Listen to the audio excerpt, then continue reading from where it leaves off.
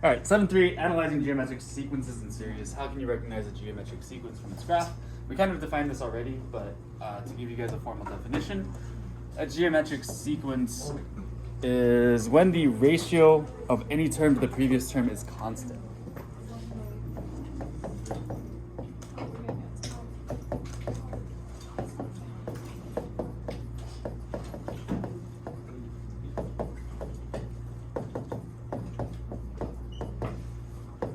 So the ratio of one term to the term before it to the previous term is going to be constant, or it's going to be the same.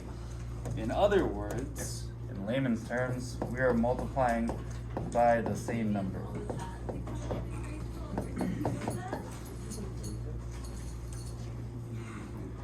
So we're multiplying by the same number.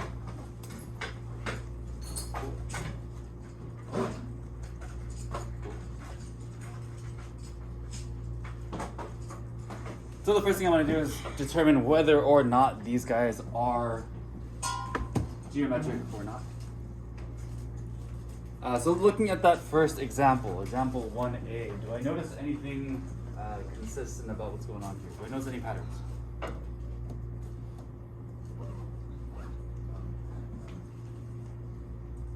No, not really, right? One way that I can check for sure, though, is I can create ratios. You guys remember what a ratio is? Huh? Yeah, 3 to 1, 1 to 3. Yeah, it's like a fraction, basically, right? The thing over the thing. Yeah. So basically, fractions. We're going to create fractions. So what I'm going to do, using this definition, I'm going to create a ratio from one term to the term before it. So I'm going to use 12. And what's the term before 12? 6. So I'm going to put 12 over 6. And that's going to give me 2 over 1, or just 2. So this ratio is 2. We're multiplying by 2 to get from 6 to 12. My other ratio is going to be 20 over, what's before 20? 12. If I simplify this, you divide by 2. So 5 over 3. I will do one more, just for good measure. 30 over 20, the number before it. So that reduces to 3 over 2. Are these ratios the same? No, because these ratios are not the same, this is not geometric. So wouldn't you just have to do the first 2, really? Technically, once you figure out that these are different, then you already know. But I'm just showing you guys for good practice. You could. It's just gonna do this.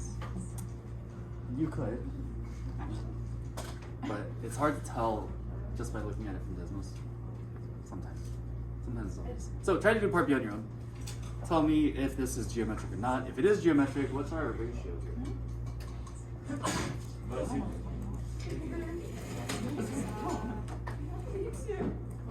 Mine's still loading, so we're gonna get a second. I had to restart the loading again. Okay. Yes.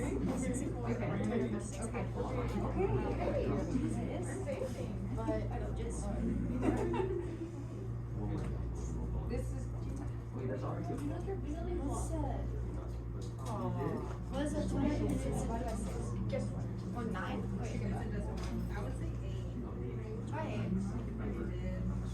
Oh, 20. What's 8 times 8? Do 9. I think 9 would be it.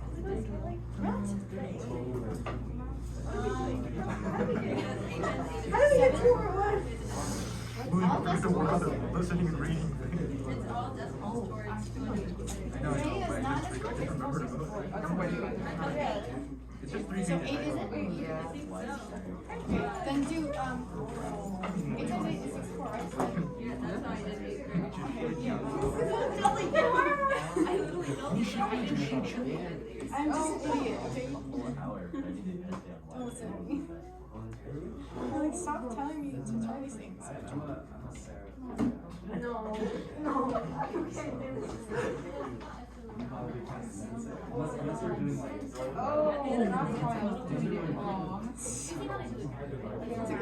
Too many things. You got it. If you do 8, you get this. And then if you do that, you can just like. Oh, yeah.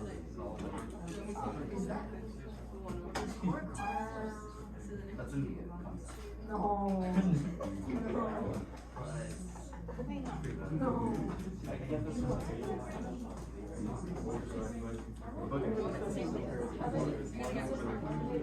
So, do one more just in case? I did.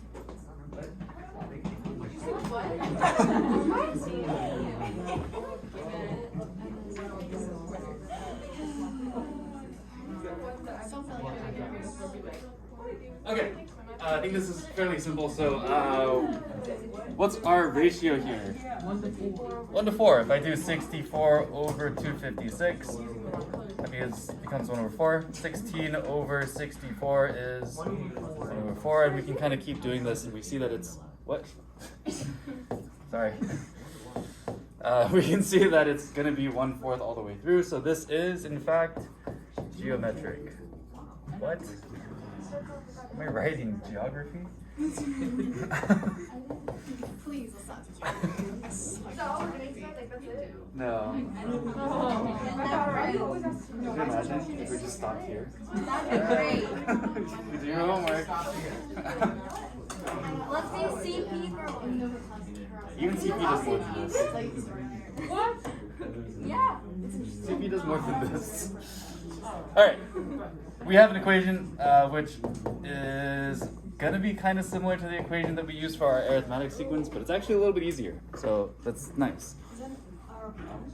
Yes. So we have an equals a sub 1 times r raised to the n minus 1 power.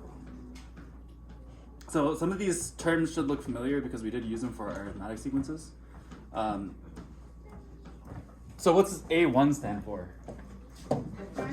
First term. This is going to be my first term in the sequence. What's my R? Any guesses on what R is going to stand for? Ratio. Ratio. Oh my god. Remainder. This is my common ratio. And what's the N stand for? Number of things. Yeah, kind of. Sort Number of. of terms? This is the place, right? Like, Place. if I'm looking at the 11th term, then I would have 11 there. If I'm looking at the 20th term, then 20 would go there. 20. So, just like our arithmetic sequences, I just need my first term and my common ratio to write an equation for it. So if we look at this example here, my first term, let's say, is 2, and my common ratio is 3. I can use these two terms to fill out this equation, and I can have an equation for this sequence. So this would end up looking like this. I have an is equal to my first term being 2 times my common ratio, which is 3. And I'm raising this 3 to the n minus 1 power. I don't really know what place I'm looking at right now, so I can just keep it as n. Cool? Notice that when I plug in 3, that means that I'm doing what with my numbers? I'm multiplying by 3 each time. The reason that we have to write division as a fraction is because if I say divide by 3, I can't just plug in 3 here because it's saying multiplication again, right? So I have to write it as 1 over 3 so that I know that it's division. Cool? So let's take a look at example 2. We want to write an equation for this guy. What is my first term? 5. 5 is my first term, so this is going to be my A1. What's my ratio here? Yeah, we're multiplying by 3 each time, so my R value is going to be 3. If I plug this into my equation, what does this become? AN is equal to 5 times 3 with the n set. Yeah. Beautiful. Good job. Thank you guys. This is easier than our arithmetic sequences because we don't have to simplify it anymore. We don't have to clean it up. We just plug the numbers in and we're done. Nice, right? So this is our equation. If I did want to find a certain term, I can plug in a number for n. Let's say I'm looking for the 8th term. And I plug in 8 for this equation. 8 minus 1 is 7. Raise 3 to the 7th power, that gives me a number, and then multiply that by 5, and I get something. Hmm? So this is our equation that we can use. This is our rule. So not the, but. Yeah, it is our answer. Oh, okay. I mean, for this question, it's like that's not all we have to do. They're just asking for the rule, so. Sorry, am I cutting you off? What was that? Alright. Try to do part B on your own. Go ahead and write the equation here.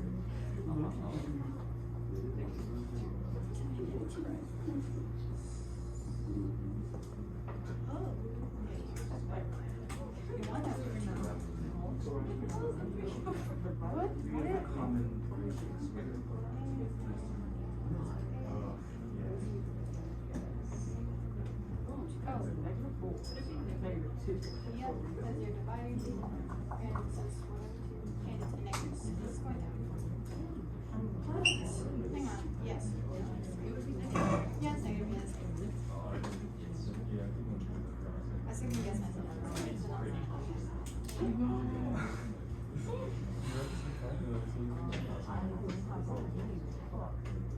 I'll come back.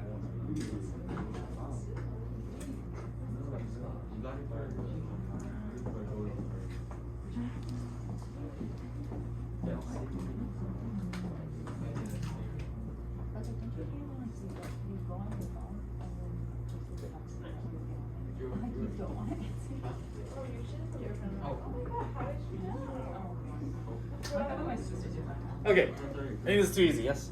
Yes. Okay. Oh, easy, easy. But I think it's First term is 88. 88. I already pointed at it, sorry. What's my ratio here? I also negative 1 over here. In case we're not sure how we got this number, we can use negative 44 and we can divide by the previous number being 88. Oh. And that lets us know what our ratio is going to be. If we could simplify this out, or if we can type this in our calculator, it'll give us negative 1/2. And I can do that again with 22 and negative 44, and that again is going to give me negative 1/2. So if I'm not sure what it is just by looking at it, we can always use create ratios. If we put r equals -2, is 88 divided by -2 gives you the -44, is that wrong? Yes. That math.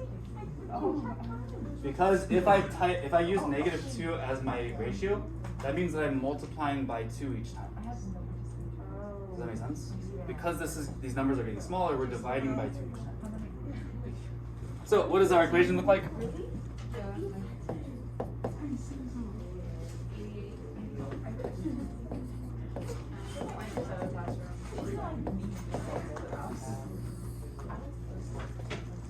Not bad, right?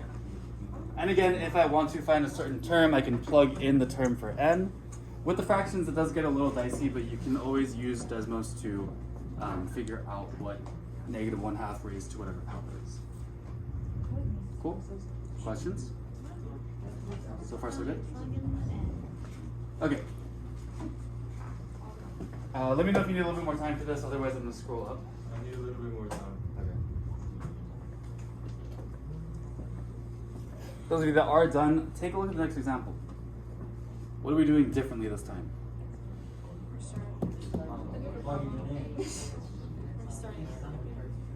Yeah, we don't have our first term, right? So we need to solve for our first term. So instead of A1, we put A and Yeah. Alright, I'm gonna scroll up. what? We're not done with I have the video recording, so if you need to go back, I can go back. I have to write down that one last 22 over.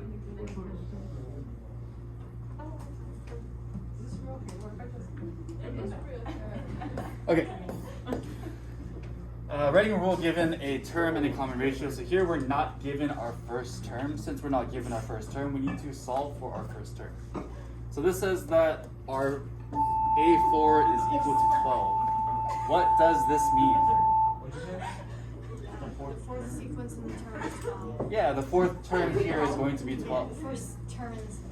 Fourth term of the sequence is 12. Yeah. So if my fourth term is 12, I can plug this into my equation again. And my ratio here is going to be 2. So I know that this is going to be equal to 12 I don't know what my first term is. I do know what my common ratio is, and that's going to be 2. And what's my n value? 4, because I'm looking at the 4th term here. Fourth term. 4 minus 1. Not bad. Come on, man. Questions on this? Wait. No. How do you get to I didn't get the vibe. I'm joking. I don't know. So what I want to do first is PEMDAS. I want to start with my exponents. What is 4 minus 1? 3. So if I do 2 to the 3rd power, what does that give me? 8. 15. And I need to know. I'm taking 4 minus 1, which is 2 to the 3rd power. 2. 2 to the 3rd power is 2 times 2 times 2, which is going to give me 8. 3 over 2. I get you. I still have 12 equal to A1 times this. So we divide. So to solve for A1, I'm going to divide. Because we are multiplying these guys together, so to get rid of them, we need to divide. This becomes 3 over 2 equals 8. 8. Or- Isn't it A1? Okay. we can also write this as 1.5 if we want to, or we can keep it as 3 over 2, up to us. Either one of them. So now we are writing our equation, yes? Yes. We found A1, and we can now write our equation. So if I plug in A1, I have AN is equal to, my A1 was 3. 3 over 2. What is my ratio? 2. And we still have n minus 1. So this here is my equation. Nice thing is, again, I don't have to clean this up. I don't have to simplify this. Once I plug in my 2 terms, I'm good to go. That's easy, Mr. Joe. That is easy. Mr. Can you make it harder? No. What? 1.5 is fine as well as your A value. Not bad. Questions on this? Again, if I want to find a certain term in the sequence, I can plug in for n. And at that point, we can use our calculators, which I don't think I need to spend time talking about. Are we finishing these notes today? No. Oh, thank God. Tomorrow? Yeah, we're gonna finish it tomorrow. Are we done? All right. Part B. Do this one on your own, and then we will call it a day.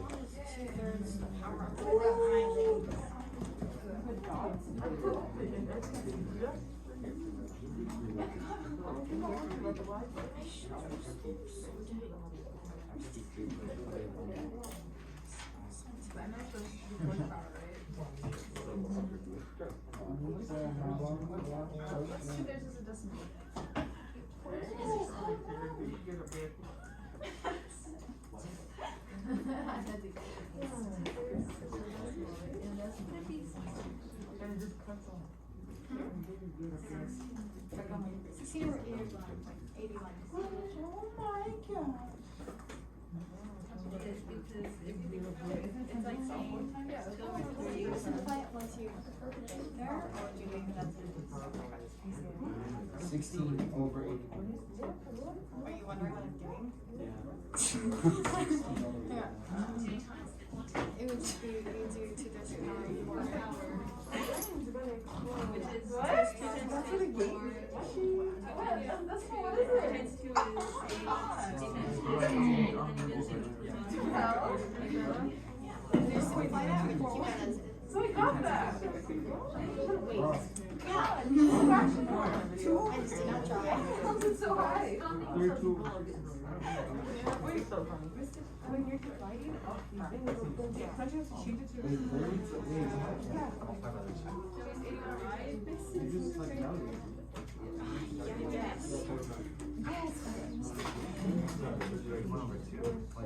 What? No? No, she didn't. No, don't blame it on me. Oh, yeah, she did too. What the heck? What? 60. Okay. Does that make sense? Yeah. 162. Back are you? I don't know how that works.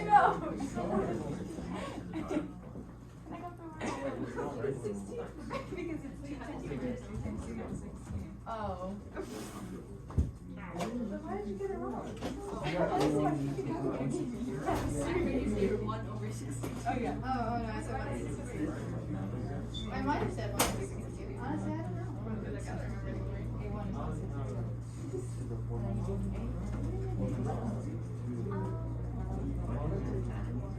It's very much positive. Okay. Sometimes the words in my brain don't match. Learn all those. No, it's literally all the time. Hard.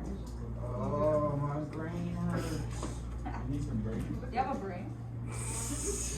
Bro. Oh, boy.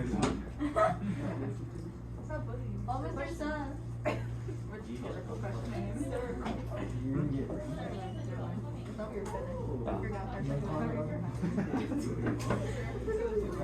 All right. How do I solve for my A1? Plug in the numbers. Plug in the numbers. I plug in 32. 32 equals. 32 is A1, and then parentheses 2, 3. And then parentheses 5 plus 1.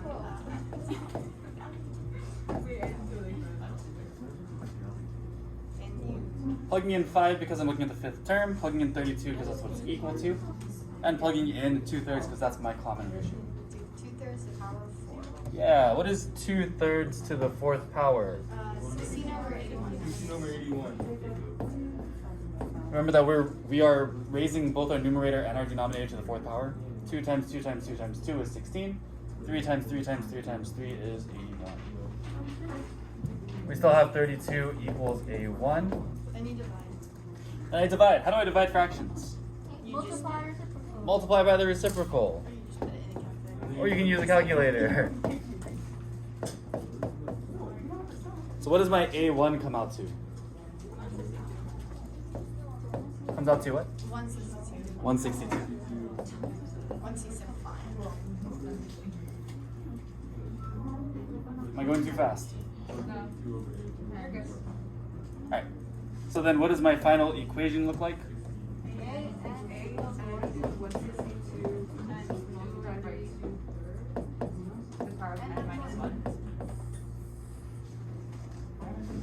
I do not right now. Good?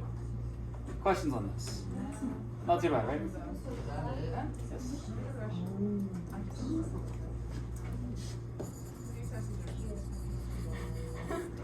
Alright, wrap this up for me, please. And you guys can start your classwork.